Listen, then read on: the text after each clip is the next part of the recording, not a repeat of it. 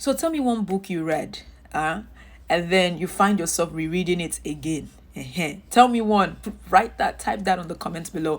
Mine is this book. It's called When Breath Becomes Air, and it is by Paul Kalanithi. Paul Kalanithi was a neurosurgeon who was searching for the meaning of life, right? So he thought he was going to be a writer.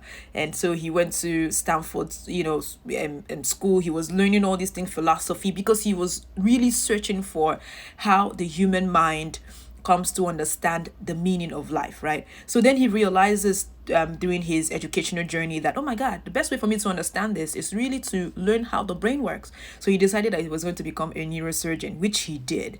But something tragic happened in the book, which I can't tell you. And I remember when I read it, I called my sister. The first time I read it, I called my sister and I was like, oh my God, he died. Okay, I told you. I didn't want to tell you, but I told you.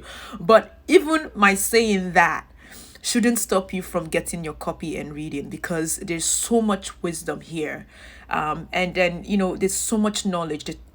There's just so much information here that I feel you can absolutely benefit from. You don't have to be a neurosurgeon. You don't have to be a journalist. You can just be an everyday person who's just looking for something to inspire, motivate, empower, encourage, uplift your spirit. So that is one of the reasons why I am picking this book again for the second time to read, especially at the end of the year. Simply because, this is when we sit down and we're thinking about all the things we've done throughout the year. We're thinking about the things we didn't do. We're thinking about the things we could have done. We're thinking about how our mental health stopped us from advancing ourselves. We think about how our physical health stopped us from even progressing or pushing. We think about our procrastination. You think about all kinds of stuff that hindered you, right? But the beauty about life is that it gives you a second chance. So every day you wake up, you are given a second chance, right? And so that's why that's why I'm looking at the time, but that's why I love to read, because it helps me understand how people lived, right? Especially those that are not around us or those that have passed on, right? So my encouragement to you as the year has come to an end, right, is to say that please don't give up.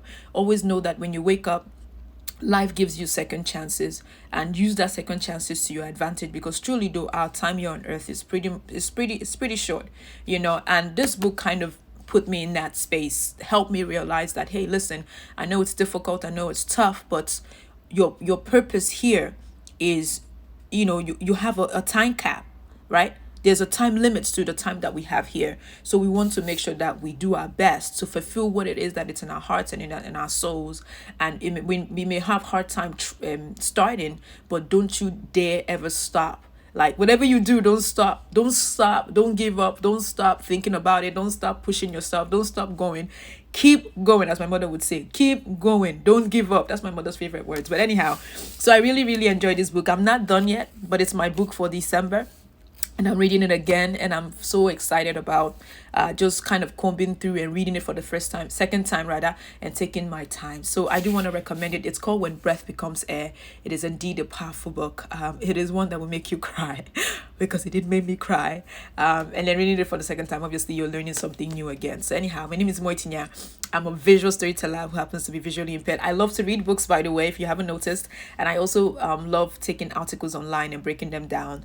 I also do short documentaries as well. And I have long form videos on my YouTube channel, which is ayu.media, if you choose to follow me there.